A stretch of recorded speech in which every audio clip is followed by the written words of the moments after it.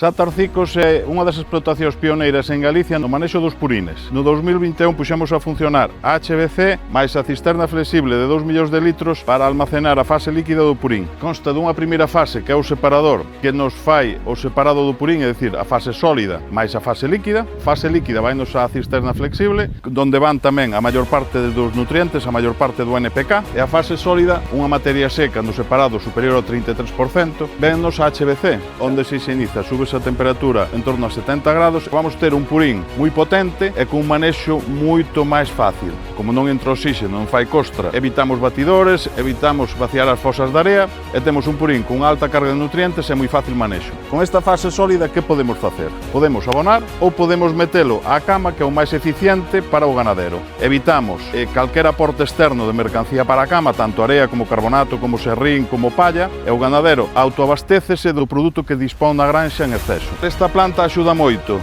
unha por o separado e outro por a recuperación do sólido na cama. Se queres máis información da HBC, consúltanos en Gisoline. Dalle o like e comparte.